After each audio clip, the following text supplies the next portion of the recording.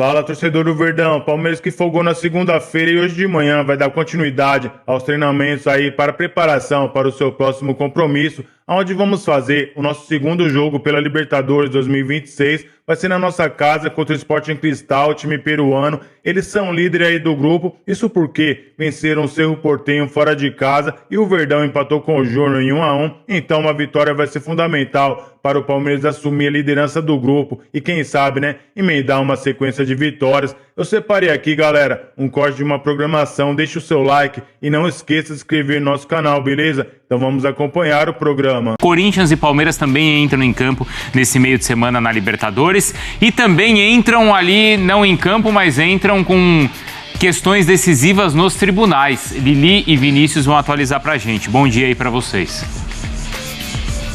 Fala, Bruno, bom dia pra você, aos amigos do Estúdio Alfã de Esportes, bom dia, Nicolete também. Bom dia, Lili, Bruno, companheiros, abraço a todos, o clássico que acaba, mas não termina, né, Lili? Só acaba quando termina, o problema é que ainda não terminou, né, o derby vem se arrastando e pro lado negativo também, a gente vai falar agora sobre as situações que aconteceram dentro do gramado, né, e o que tá repercutindo no STJD. Eu vou falar pro lado do Corinthians primeiro, porque o procurador de justiça, o Caio Porto, fez denúncias contra o Corinthians por situações que aconteceram no clássico. A princípio, 4 jogadores. O André, por conta dos gestos obscenos, também o Mateuzinho, por agressão física, o Breno Bidon, também por ter empurrado o Luigi naquela imagem lá na confusão no túnel, e o Hugo Souza pela declaração depois da partida, né, insinuando que a arbitragem teria apitado apenas para um lado, o lado do Palmeiras. Então, de acordo com o procurador da Justiça, ele fez acusações graves contra a arbitragem. Então, são 4 denúncias, né, contra esses jogadores, que essas denúncias foram oferecidas à comissão disciplinar do STJD, e aí ali na comissão eles vão decidir se todas essas denúncias serão acatadas ou não. Se forem aceitas, aí sim começa um processo, né, que será julgado, e aí esses jogadores podem sofrer consequências, que seriam quais, né? São 4 situações diferentes, mas em todas elas os jogadores podem ficar suspensos por algumas partidas. Na situação do Mateuzinho, por exemplo, pode chegar até 12 partidas sem poder vestir a camisa do Corinthians, que eu vou te contar que é um problemão, porque pelo menos com laterais o Corinthians vem sofrendo muito, tá? Ele que já vai desfalcar aí em 2 jogos do Campeonato Brasileiro. Vamos ouvir então o que o procurador do STJD falou, né, em entrevista ao Sport Center sobre essas situações dos jogadores e também a questão do porco, né, em formato de pelúcia, que foi jogado ali no meio do gramado enquanto acontecia o jogo. Gustavo Gomes chegou a atirar. Porquinho, né, que desceu ali com o drone. Gustavo Gomes ficou bravo, né? Vamos ouvir o que o procurador falou ontem. Então, ontem aqui no nosso Sport Center 4, a gente ouviu então o procurador do STJD e ele explicou então as denúncias e as acusações. Vamos acompanhar. Houve, há 2 rodadas atrás, um atleta também do Corinthians fez um gesto obsceno. 2 rodadas seguintes, um outro atleta do Corinthians faz um outro gesto obsceno. Se não estamos conseguindo convencê-los a descontinuar essa prática, alguma coisa está errada. Então, eu creio que a pena, nesse caso, deve ser uma pena pedagógica para que atletas do Corinthians e de qualquer outro clube não venham a praticar atos obscenos como esse. Em novembro de 24, foi arremessada uma cabeça de porco no gramado. Em fevereiro de 25, uma cabeça de porco foi colocada no estádio, na porta do estádio do Palmeiras. O torcedor de novembro de 24 foi punido, inclusive criminalmente, e continua a torcida ou alguma pessoa dessa torcida voltando a jogar objetos no gramado, agora não uma cabeça de porco, mas sim um boneco de pelúcia. No caso do arremesso de objeto, no fato de novembro de 24, houve uma pena aplicada pela 4ª Comissão Disciplinar do STJD de R$60 mil. Então, eu enxergo, isso é uma posição pessoal, uma posição acadêmica, eu enxergo que a multa agora deveria evoluir para um debate de perda de campo, para que no futuro os seus torcedores nem pensem em jogar objetos no campo e deixar o espetáculo correr livre, como todo o torcedor gostaria de ver. Aí o Caio Porto Ferreira explicando. Então, Lili, é interessante essa questão, né? Porque pro torcedor, a multa ele nem viu, né? Nem sabe que teve a punição. Agora, se existe a perda do mando de campo, aí o torcedor e o clube sentem mais. Lili. Exatamente, isso pode acontecer e a gente sabe a força da fiel torcida quando o Corinthians joga ali na Neoquímica Arena, de fato faz a diferença, então seria uma punição muito ruim para o clube, mas que pode de fato acontecer. E tem a questão principal, né, o ato de racismo que o Carlos Miguel sofreu. É crime, a Polícia Civil está investigando o caso e agora está da seguinte forma, o Corinthians está se esforçando ao máximo para tentar identificar esse torcedor ou torcedora que proferiu essas palavras racistas ao Carlos Miguel. Se o torcedor for identificado, o que vai acontecer? Ele pode ficar até 720 dias sem pisar em um jogo do Corinthians, até mesmo ali na Neoquímica Arena. Agora, se esse torcedor não for identificado, aí o Corinthians pode sofrer punição também de mando de campo. O promotor falou que geralmente, quando acontece atos assim, os torcedores apontam quem foi porque sabe que o clube pode sofrer consequências. Como isso ainda não aconteceu, se não for identificado, aí sim o Corinthians irá sofrer consequências diretamente no campo. Agora, Nicolete, como é que anda a questão do Palmeiras em relação a essas situações? O Palmeiras foi denunciado apenas em um artigo, tumulto e rixa na saída do gramado, ali no túnel do vestiário, toda aquela confusão. Então, o STJD vai analisar as imagens, se não identificar ninguém, apenas multa para o Palmeiras. Se identificar algum jogador, pode pegar de 2 a 10 jogos de punição. Quem começou, segundo o Palmeiras, a versão do Palmeiras, inclusive está registrado no boletim de ocorrência, foi o preparador físico do Corinthians, que agrediu o Luigi, inclusive ele passou por corpo de delito, teve ali a lesão constatada no pescoço, tomou um tapa, e o Palmeiras entende que é vítima, o jogador é vítima nessa situação, por isso não retirou a queixa, não retirou o boletim de ocorrência, tinha um acordo que as autoridades propuseram para o Palmeiras e para o Corinthians, mas o Palmeiras mantém a denúncia e agora o Ministério Público vai analisar ou vai encerrar esse caso, mas o Palmeiras está nesse artigo que vai ser analisado pelo STJD. Vamos ouvir então o procurador o que falou sobre a questão do racismo, né, que envolveu o goleiro palmeirense, e também sobre essa questão do tumulto na saída do campo. Até o momento não se identificou o torcedor ou a torcedora que teria ofendido com ato racista o goleiro do Palmeiras. Mas em se tratando de conseguirmos identificar esse atleta, esse torcedor, essa torcedora, ele estaria sujeita a afastamento dos estádios de até 720 dias e também a um processo criminal, porque isso configura crime.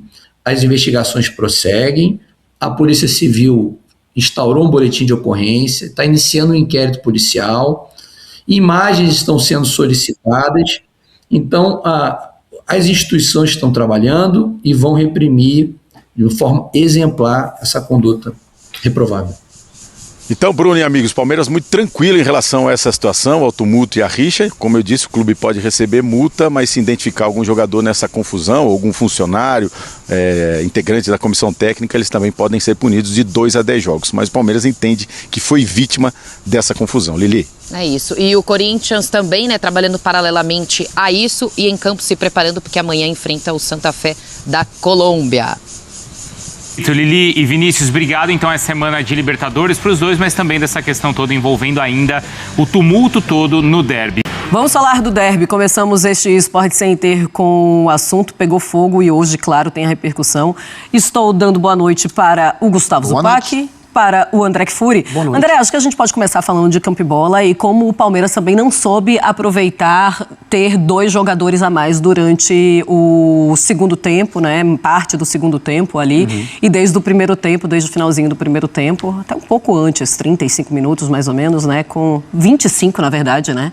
Que ele fica com um jogador a mais. Acho que é mais ou menos isso, 25 minutos. Dá uma olhadinha. O André é expulso com 30 e tantos, né? Com 33, é isso. Então tá, 33 minutos e depois tem o segundo tempo com 2 jogadores a mais do Palmeiras. E é complicado você não conseguir também aproveitar um momento como esse. Queria que a gente falasse disso, daqui a pouco vamos para todas as polêmicas, André. Jogo por enquanto, então. Vamos de jogo. Agora é só futebol. Que foi a menor parte. Vai ser difícil, porque foi bem pouquinho. Não, porque em termos de estatística, o jogo teve 45 minutos e alguma coisa de bola rolando, tal qual o Grenal. O Grenal também foi outro clássico que o público no estádio ou na televisão foi brindado com metade do que é um jogo de futebol, pela regra, né? Metade. Alguém poderia dizer, mas também com espetáculos, entre aspas, como esses aí, com tantas faltas e tão pouca bola rolando, é melhor que seja só metade do jogo mesmo, porque o jogo inteiro disso ninguém aguenta, né? Só que essa é uma maneira de olhar que não é a correta, porque a gente precisa, antes de qualquer coisa, se indignar com o nível de jogo que é apresentado numa situação como essa, independentemente de rivalidade e o que aconteceu no clássico anterior e o que se leva para o jogo. 45 minutos de bola rolando é muito pouco. É uma coisa irrisória em termos do que deve ser um jogo de futebol. No caso do clássico em Itaquera, Corinthians e Palmeiras, a gente não pode falar do jogo sem falar das expulsões e da dinâmica na qual o jogo se transformou, primeiro com o Palmeiras com 11 contra 10 e depois com 11 contra 9. Mas eu preciso perguntar o que está acontecendo dentro do ambiente do Corinthians para que jogadores repetidamente coloquem a mão na região escrotal. Pode falar isso? Pode. É assim que se ensina numa sala de aula. Pode escolher qual é um termo técnico, né? Bem técnico. Biológico. Genitália, pode ser. E 2 vezes em tão pouco tempo. 11 dias. Com tão pequeno intervalo. E no caso do André, no clássico, em casa, no primeiro tempo e depois do que aconteceu com um colega de elenco. Tendo exemplo, exato. Não dá. Um jogo 0-0, sabe? Ele não sabe que um colega dele prejudicou o Corinthians no jogo contra o Fluminense no Maracanã e até foi multado. É que são coisas irrisórias, punições disciplinares irrisórias. Mas não tem explicação, primeiro, para a grande falta de educação, a falta de respeito e a irresponsabilidade por estragar o que é um planejamento de um time, de uma comissão técnica, diante do torcedor do Corinthians num jogo com o Palmeiras. É isso que é absolutamente inexplicável e o clube não pode resolver que vai tratar das brigas, dos boletins de ocorrência, das notas oficiais e não abordar um problema interno que está acontecendo, que claramente é uma situação diferente. Não pode ser coincidência. Você, Marcela, falou que o Zé Elias mencionou ontem no ar aqui na ESPN que os jogadores devem fazer isso no dia a dia, nos treinamentos e tal. Teoria. Assim, talvez um comportamento meio automático que se faz sem perceber. Um ato falho dentro de campo. Talvez o Zé jogou. É claro que é necessário considerar essa possibilidade. Talvez os jogadores tenham esse hábito horrível e ajam sem pensar no que estão fazendo. Mas não tem cabimento, o clube não pode permitir. Um clube que se dá o respeito não pode permitir um comportamento como esse. Porque aonde que se vai levar um time de futebol com esse tipo de cena acontecendo sempre? A lugar nenhum. E aí, assim, o Corinthians foi corajoso depois das expulsões? Muito. Foi heróico até em alguns momentos? Sim. O Palmeiras demonstrou uma flagrante falta de repertório para enfrentar uma equipe com menos jogadores e, por um bom tempo, com 2 jogadores a menos? Sim, o Palmeiras deveria ter vencido o jogo. Faltou repertório. Faltou você se colocar em campo com a seguinte atitude: eu estou aqui diante de uma possibilidade muito grande de vencer na casa do meu maior rival, por problemas que me foram entregues de presente, e com 11 contra 9, principalmente, eu não vou perder essa oportunidade. E o Palmeiras não fez nada no jogo. O Palmeiras não teve ofensivamente nada para mostrar. O que aconteceu no jogo em termos de desempenho ofensivo que poderia ter mudado o placar foi a defesa do goleiro do Palmeiras, do Carlos Miguel, naquela arrancada espetacular do Yuri Alberto, e é preciso ter muita coragem e muita cara de pau para criticar ou condenar o Yuri Alberto numa situação como essa.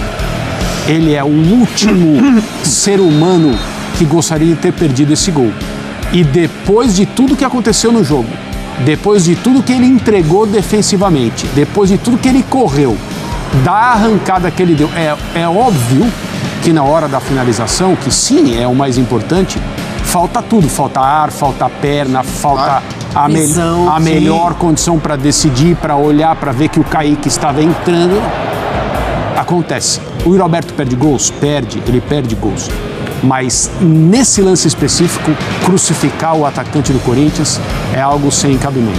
O jogo... Teve essa defesa também. Foi a mais perigosa do Palmeiras, foi a do Gabriel Paulista. Foi a do Gabriel Paulista, foi de um... Seria um gol contra. Seria. O jogo entregou na parte disciplinar uma coisa muito triste, muito ruim, como infelizmente é comum nos clássicos, e a gente vai poder falar sobre isso depois. Está aí a arrancada do Yuri Alberto, mas eu de fato fico sem entender o que está acontecendo no Corinthians para que esses gestos se repitam e o clube aparentemente finja que está tudo bem e que não há problema nenhum. Aliás, também é preciso ter muita coragem, muita cara de pau para não falar outras coisas para alguém no estádio do Corinthians ofender um ex-jogador do Corinthians racialmente. Zupac, um elo frágil nessa discussão toda. A arbitragem, eu queria trazer a arbitragem. Eu digo frágil porque, assim, imagina você arbitrar um jogo que vira ali um conflito bélico. Como é que você achou a arbitragem? Teve reclamação sobre não expulsão de Flaco, de pênalti não marcado e os lances que a gente já debateu. A arbitragem foi ruim. A arbitragem do Rodrigo foi ruim. Ele acertou nas expulsões, ele claramente acertou nas expulsões, mas o jogo foi descontrolado desde o princípio, desde a primeira entrada do Mateuzinho, depois de outras reações. Aí o Corinthians reclama de Gustavo Gomes em Garro, de Flaco em Bidon, o Palmeiras reclama do pênalti no Sousa, da própria omissão da arbitragem em relação ao Mateuzinho. O Mateuzinho estava fazendo hora extra, o Mateuzinho estava acima do tom desde o princípio, né? Então, embora tenha acertado nas duas expulsões, claramente acertado nas duas expulsões, a insegurança da arbitragem, né, a falta de firmeza da arbitragem acabou colaborando com atletas dispostos a transformar o jogo mais uma batalha do que num clássico, a piorar a situação. Então foi tudo ruim ontem. O comportamento de lado a lado, pior os jogadores do Corinthians, mas o comportamento de lado a lado, o nível técnico do jogo e a firmeza, o controle da arbitragem através das suas tomadas de decisão. Então ontem foi um clássico em que ninguém, absolutamente ninguém, conseguiu sair com nota positiva. A arbitragem foi ruim, André? A arbitragem foi ruim como o jogo, mas eu sempre tomo cuidado com relação a algumas coisas que acontecem no aspecto disciplinar. Em partidas como essa, em que ninguém em campo está interessado em chegar ao final de uma maneira decente, do ponto de vista esportivo. Ninguém. Está todo mundo querendo ganhar de qualquer maneira, inclusive da arbitragem.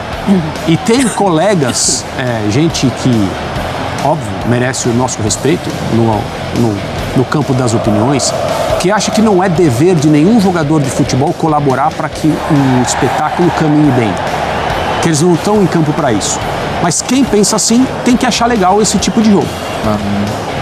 Tem que aplaudir esse tipo de jogo. Tem que falar que isso aí é o futebol, que tecnicamente o jogo não foi bom, mas o futebol é isso aí mesmo. 45 minutos de bola rolando, 40 faltas, estou chutando aqui, o que eu sei que foram mais 33. de 30. E é isso aí, aplaudam isso aí, então, já que nenhum jogador de futebol tem que se preocupar com o andamento das coisas e querer assumir um comportamento minimamente decente do ponto de vista esportivo num jogo da primeira divisão do futebol brasileiro. Uma curiosidade só, vocês acharam que foi pênalti no Sousa? Revendo o lance várias vezes, sim, na hora eu fiquei bastante na dúvida, não acho que é um lance claro, não acho que é um lance que a imagem, num primeiro momento, ela dá a impressão de um pênalti claro, e quando você vê na repetição gera alguma dúvida, mas é um pênalti que poderia ser marcado. Acho que eu no papel do árbitro, com as imagens à disposição, eu marcaria. André, pênalti? Se fosse marcado, acho que ninguém reclamaria. Sim. E o Flaco tinha que ter sido expulso? Sim. Também, né? Sim. A cotovelada ali. O O Gustavo Gomes ali, na lateral. O Gomes eu não acho que é para expulsão, não. Mas do Flaco, sim.